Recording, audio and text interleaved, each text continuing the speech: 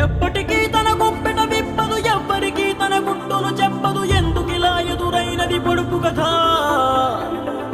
తప్పుకునేందుకు దారిని ఇవ్వదు, తప్పు అనేందుకు కారణం ఉండదు. చిక్కులలో పడడం తనకేం సరదా?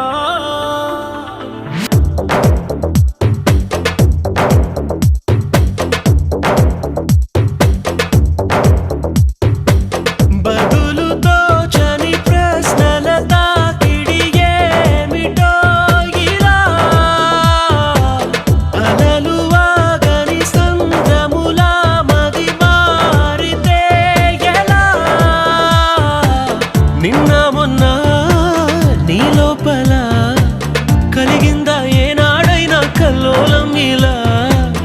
ఈరోజేమైందని, ఏదైనా ఎందని నీకైనా కాస్తైనా అనిపించిందా?